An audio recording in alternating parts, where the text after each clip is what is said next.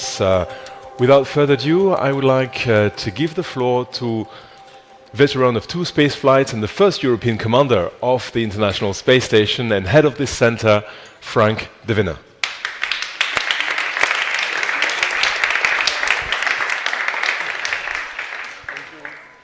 It works. Sugar. Thank you very much,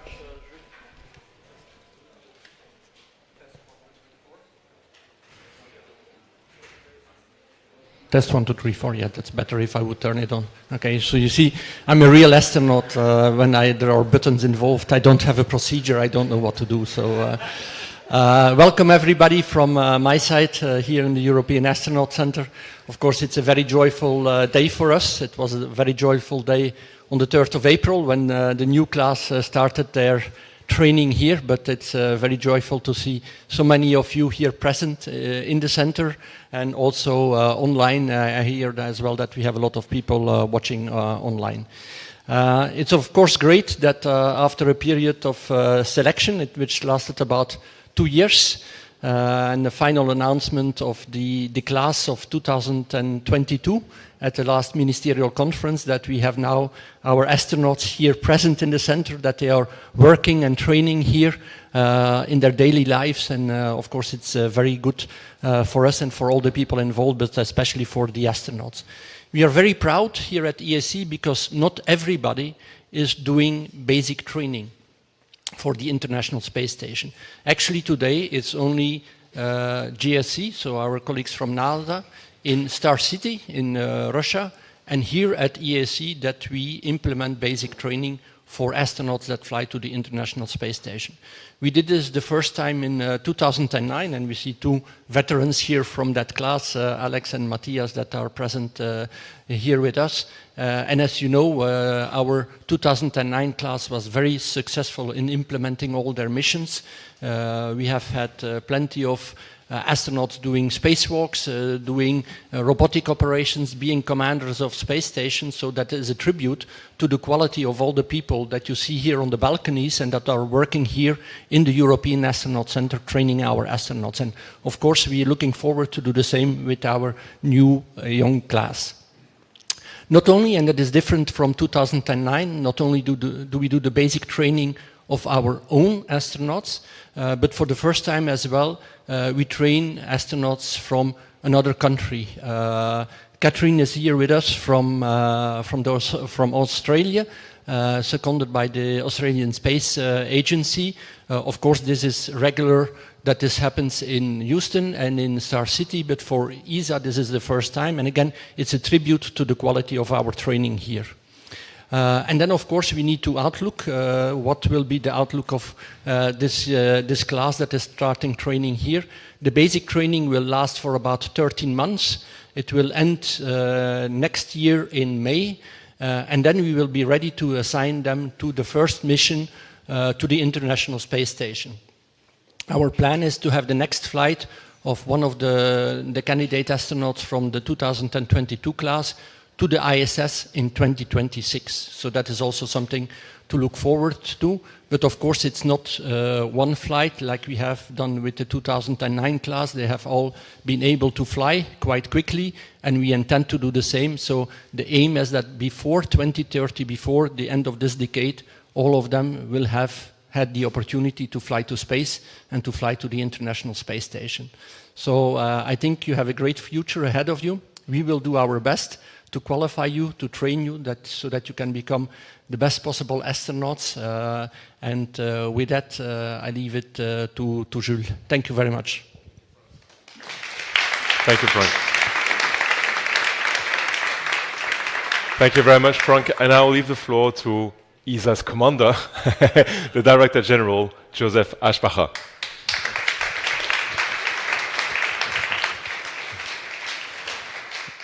So thank you, Jules, and also from my side, I have to say I'm very impressed having these wonderful astronaut candidates here sitting in the first row for the first official press conference as astronaut candidates. It's a very special moment for you, but also for us in ESA, and I'm just so happy seeing you there and listening to you in a couple of minutes about your experience and what you have seen.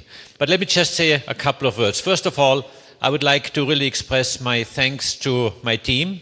Frank is training the astronauts, but it's not only Frank himself. As you said, there's a lot of people here in the Astronaut Center who are working very hard to make sure that your training is perfect, is seamless, and you learn everything you need to learn to go into space to be a future astronaut. But also, of course, sitting here or standing in front of our existing astronauts, already trained astronauts, we have here Matthias and Alex, is always a very special moment, because if you look at these missions, and I'm sure you have learned everything about these missions, this is your future. This is the future that you will have, and as you see that they have done an incredible job for ESA, for space, for Europe, and I think this is just something that has to be stated, that you astronauts are playing a very special role in the ESA context, but not only in the ESA context, really for Europe and for Europe at large, because you inspire, because you really show people what can be done, and what sometimes you do the impossible, and I think this is something that you are trained for, that you are good at, and you have been selected for. And I still remember when I talked to each of you during the interviews in October. Some of you have really told me very good and interesting stories of what inspires you to become an astronaut and why you want to do exactly that job. I think this was just so eye-opening for me. But also I saw the spark in your eyes that you want to do nothing else than being an astronaut and going to space and just doing that, and nothing would stop you doing that. And I can see this spark there after months of training, and I think it has even ignited even more. So happy to see you again. Some of you I've met in the meantime on different occasions, and even had some contacts with some of you in between. So that means during your training, giving me your first impressions, and I like that, because I'd like to first of all be in touch with you, but also seeing your emotions and your experiences, and I think this is just wonderful. Let me say a word about inspiration, and this is something extremely important, and this is the report which was recently published. All of you have seen it, called Revolution Space. Revolution Space may sound very revolutionary, and I think it is meant to be revolutionary. And I should say that this title was not chosen by us. This was a title chosen by the experts, by the high-level advisory group members who have been preparing and writing this report. And what they said, maybe one word for context, we have asked, and this goes back to the Space Summit in 2022, we have asked a group of high-level experts, not from the space community, to reflect what Europe should be doing in space, and especially on human and robotic exploration. And they've really reflected that these people have been very well known figures in public life, either a previous Secretary General of NATO, an economist or several economists, several politicians, a real explorer who was on Earth exploring the North Pole, the South Pole, and the Mount Everest on foot, an artist. So really different people have been reflecting on what Europe should be doing. And they have prepared this report, Revolution Space, and they have really said Europe needs to wake up. Europe needs a wake-up call, because what is the reality is that today Europe is, of course, thankfully flying with other partners to space. In the past with Russia and America, today with America. The partnership is extremely strong and extremely good, and let me just be crystal clear that I value this a lot, and we have a very strong partnership, and this will always continue. However, these experts were saying, you, Europe, should also be more independent or more autonomous in order to be an even better partner for our international partners, NASA and others. And this is something that they made crystal clear. And it is not only about space, it is about geopolitical aspects, economic aspects, keeping the young talents, the best talents in Europe through inspiring projects, by sending astronauts with our European means, that means European rockets, a European capsule, first to low Earth orbit and eventually to the moon. And this is what they asked us to investigate. They asked us to look into this and see what needs to be done in order to achieve these goals, and whether Europe will be ready to do that. What I'm doing, and this is actually going back to Agenda 2025, which is the ESA strategy I put on the table on the first day becoming DG a bit more than 2 years ago, is that Europe needs to step up and Europe needs to intensify its capabilities in space. So therefore, I will ask politicians, decision makers in ESA and the member states at the Space Summit in November of what they believe Europe should be doing. Of course, in the meantime, we are elaborating scenarios, we are elaborating cost estimates, we are elaborating different options that can be taken and can be chosen from. But certainly we will work on our side to have all the information on the table for politicians, decision makers at the Space Summit to make a decision where Europe should go, or guide us where Europe should go with robotic and astronautic or human exploration. And you, young astronauts, candidate astronauts, you are a very important element in this discussion, because you are the next generation, of course, now going to ISS, together then with, of course, our existing astronaut corps, who also wants to eventually go towards or eventually onto the moon. And I think this creation of awareness, this creation of inspiration and enthusiasm is something that you can portray best, because you are really inspiring to all of us, and I thank you for being that. So thank you from my side, and I hand back to Jules. Thank you, Joseph. Well, revolution space and the question about Europe's autonomy in human space flight, the discussion is now launched. So also for you, and we have an appointment, 6th of November, Sevilla Space Summit. I now call on stage Director for Human and Robotic Exploration, Dave Parker.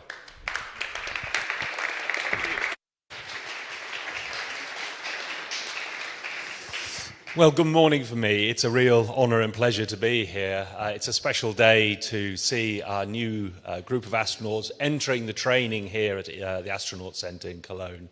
I was reflecting back to February 2021 when we launched the campaign that has led up to today. We were still in lockdown, and I was standing in my kitchen back home as we were starting this amazing process, more than 22,000 applications that led to this step of having a new group entering training here at EAC. What I wanted to do today is just recall what is the program that they are joining, what is the exploration program that we have in Europe now. You know, I always like to say exploration is a unique combination of curiosity and opportunity. The curiosity to venture out into the unknown, and the opportunity to bring back all the knowledge and skills and capabilities we gain by sending our humans and their robot buddies out into space. So the exploration program now has grown in Europe from a sad state a few years ago. It was in a state of decline, let us say, 7, 8, 9 years ago.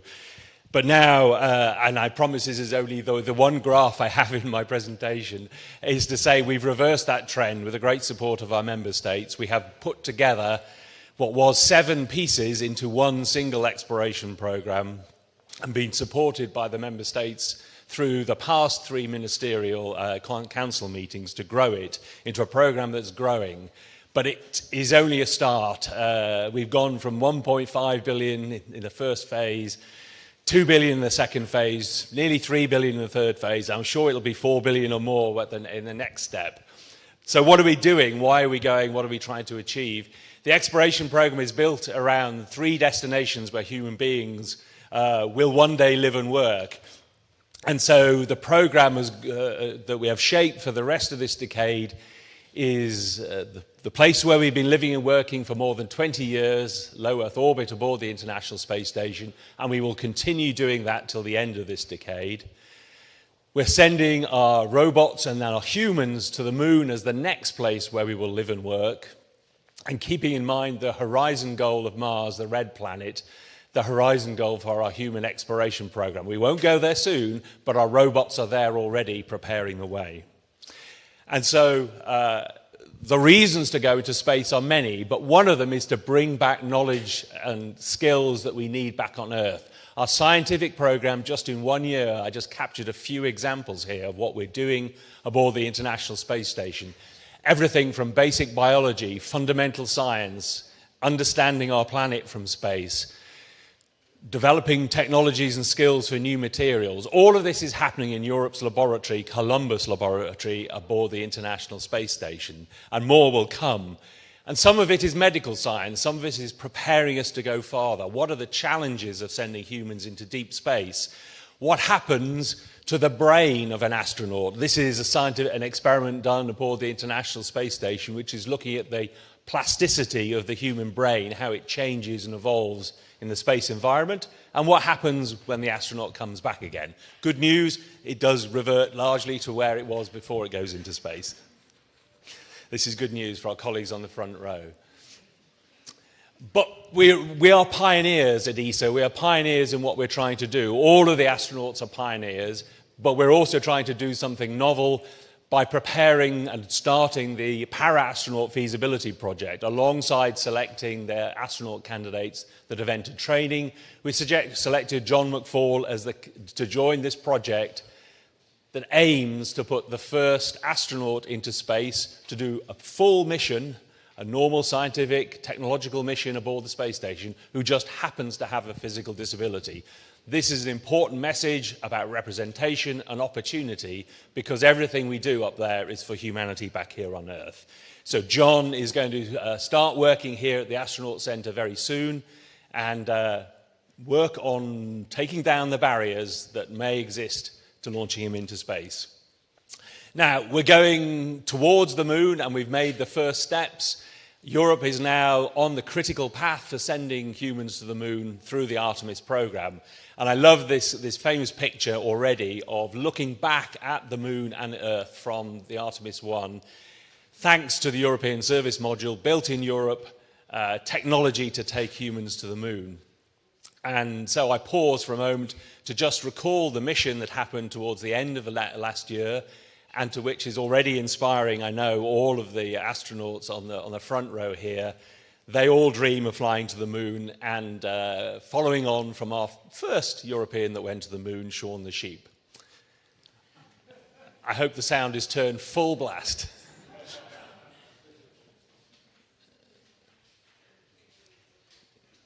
If you could just play the video.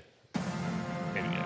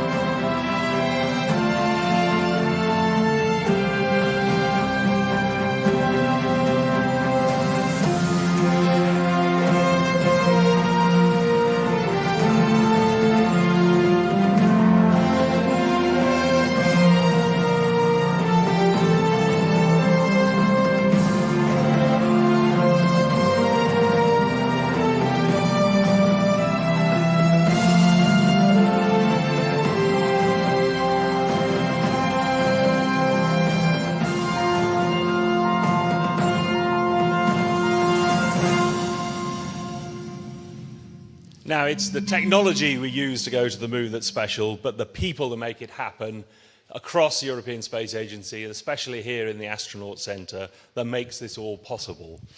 Where are we going to send our astronauts to, first of all, is the Lunar Gateway. We are now building humanity's most distant research outpost. Europe is right at the heart of this programme to have a permanent presence around the moon with the Lunar Gateway. And from 2025, this station will become operational. And we have already agreed that 3 ESA astronauts will fly on Artemis missions to the Gateway. And so that's an exciting next step to look forward to. But we don't leave it there. Our plans for lunar exploration are ambitious. We want to be there permanently. It's a museum of 4.5 billion years of solar system history, so we really need to explore that museum properly and bring back all the knowledge and skills we can gain by exploring the moon. And to do that, we need the infrastructure. This is the first piece, the Gateway. The second piece is all the communications and navigation infrastructure that we will need, and we're pioneering that by working in a commercial partnership with industry to develop lunar communications and navigation satellites, starting in 2025. But we also need to get our science and our technology to the surface of the moon, and that's why we're building the Argonaut landers. That will start, thanks to the decisions of the last Council of Ministers last year, with the Argonaut program this year. We'll start selecting the industry and the companies and all the organizations that will build these landers to take Europe to the moon in the 2030s. But we don't leave it there. We are already at our horizon goal of Mars with our robots. The ExoMars Trace Gas Orbiter is our sniffing robot that is trying to understand the mysteries of Mars, its atmosphere, looking for the water that one day astronauts will use on the surface. And we are overcoming challenges. We have overcome the challenge a year ago of the discontinuation of our rover mission to Mars, Rosalind Franklin. We've taken up the challenge to build our own European lander to take Rosalind Franklin to Mars, the first attempt to drill below the surface and search for the evidence of ancient life on a sea 4 billion years old. And our cooperation is deep with NASA, as the Director General has said, and it's being deepened right now with our cooperation to make the first round trip to Mars, we call it Mars Sample Return, to bring scientific treasure and material back from the red planet, but also to act, if you like, as a scale model of the first attempt to send humans to Mars. It's the scale model, all the things we need to do to go to Mars, to land on Mars, to take off from Mars, to come back again safely. And so putting it all together, this is our vision of the exploration program for the rest of this decade. But the next steps, as the Director General, are already being thought about. What might come next? What might be the more ambitious steps? I know the program is in good hands and will go forward. But from my own side, I want to summarize it with this video, which shows you the exploration program that I've described in 90 seconds.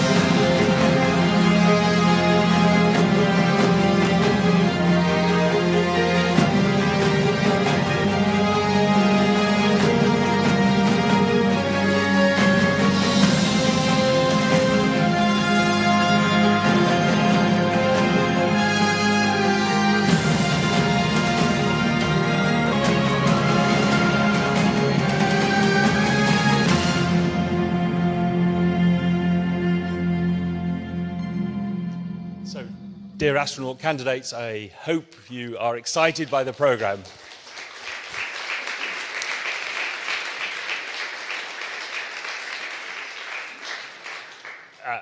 Allow me just 30 seconds of personal input at this point.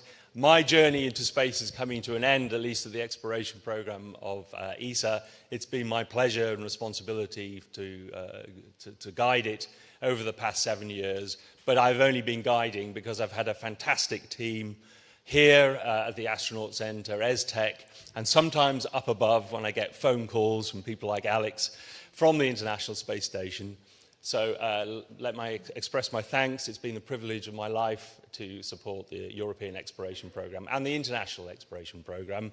But I know I'm handing it over to someone, Daniel Neuenschwander, who will take it forward to even greater things in the future. But from me, all I can say is live long and prosper.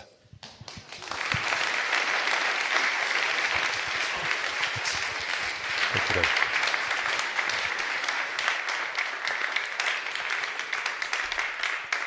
Thank you. Thank you very much indeed, Dave Parker. And now I call on stage ESA's new astronauts, Sophie Adenot, Pablo Álvarez, Rosemary Coogan, Raphaël Liégeois, Marco Sieber, and Joseph Ashpara, our DG.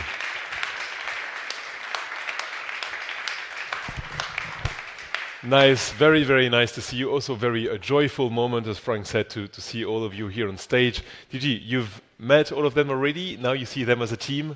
What do you think?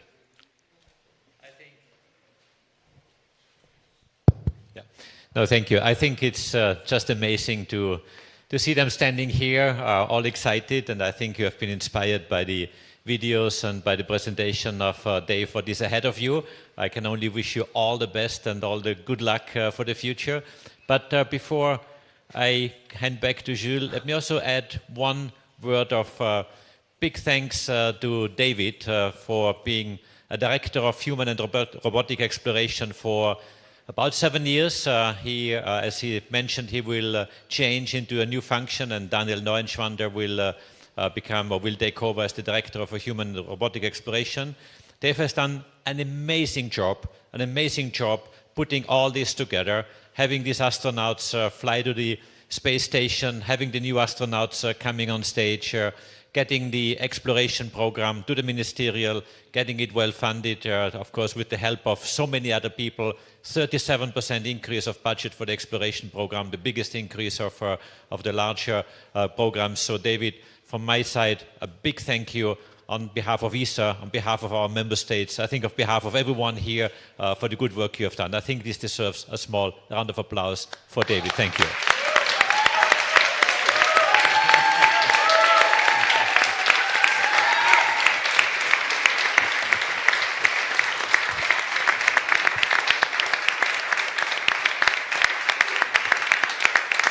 Absolutely.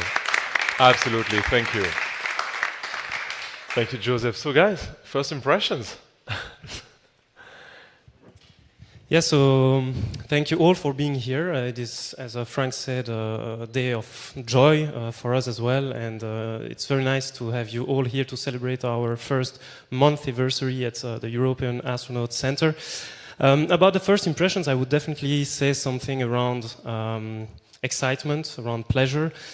You said that we had sparks in our eyes during the interviews. I can tell you that the spark is growing. It is growing thanks to all the teams that have been working hard over the last few months or even more to provide us with really an amazing training during these first weeks. So I would say that I'm super happy with the first few weeks, and I'm looking forward to the upcoming year of basic training. It's been exactly a month since you've landed here on the first day. Any highlights of the training, Rose? Thank you. Well, I think it's always incredibly It's a huge pleasure to learn in this group environment. It's a huge amount of enjoyment that we take from that. And with the first month of basic training has been extremely varied. We've had a lot of different experts come in and share their knowledge. But I think one of the highlights has been taking the trip to the biology labs and starting to look at all the different microscopes, some of which we have on the space station, starting to do pipetting of samples in completely sterile environments, and trying to imagine now, I think we all are, how that might be in a microgravity environment in the next few years. So it's been back to school then as well, huh? Marco, anything you're looking forward to in the next month now?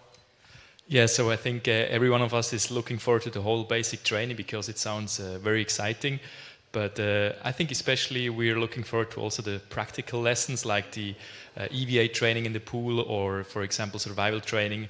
So I think that's going to be a lot of fun, and to do this together is really a great thing. I hope you can enjoy your new job then. Pablo, you went also from building spacecraft to hopefully flying spacecraft very soon.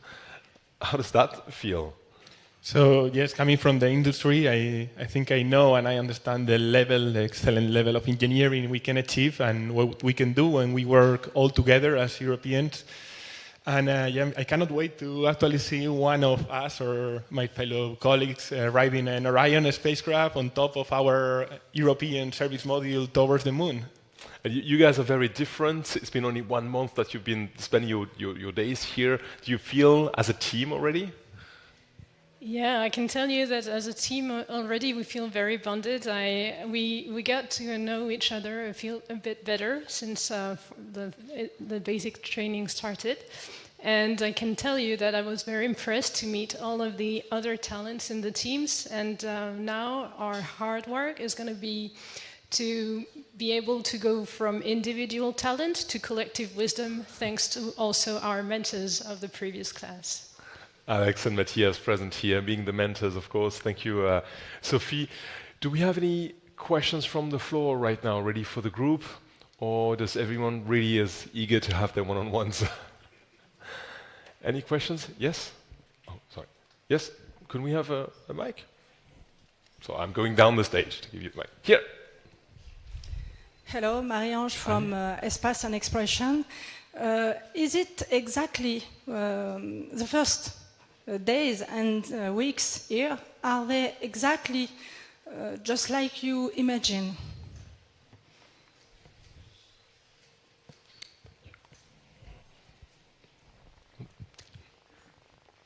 Yeah, so it has only been 4 weeks, but it has been, I think, somehow as we imagined, because we knew a bit the schedule of the first few weeks, and so we had a lot of lessons in biology or physics, and also sports lessons. So I think it was a bit how we imagined, but it was also, a really nice thing to get to know all the people from EAC and the whole directorate. So that was really a good time. Another question over here. Robert Vogel from Paris-Rodan magazine. Hello. I would like to know what inspired each of you to be an astronaut. It's not a normal day job, so I guess you can tell us interesting stories about that. Don't know if you have the time for the whole backstory for each of you, but does someone want to take that? Yeah. Yeah, at least it can be very personal, but at least for me, what inspired me was previous astronauts. So I had the example of Pedro Duque in Spain, and I'm sure that every one of us needed reference in which they could see themselves reflected at some point. Any other question? No? Everyone's yes? Here in front, Anja. Or Carmen, thank you. Good morning, Koen Wouters, Belgian television. What has been the most difficult part in the training so far? Yves. Well, I guess I can answer. I would say that I was really impressed by the preparation that all the teams have put to provide us with the best support on all aspects, being medical, being operational, being administrative, etc. So I wouldn't say that there was something very difficult. There are some difficult technical challenges, but we always have the support to go and to see the instructors and to learn more or to work more on these topics. So all the resources are provided for us to really move forward. Thank you very much. That's it. Well, if that's it, then I will ask the 6 of you and also you to come in front of the stage. We'll make a nice group picture. Please make sure you don't fall. Stay here now. So I invite all the agency photographers and photographers on site to have the nice group picture. Be kind. Take this opportunity to also say thank you very much and goodbye to everyone who followed this conference on the web. Thank you very much. That's it from the Astronaut Centre. Yes, I will move away from the stage.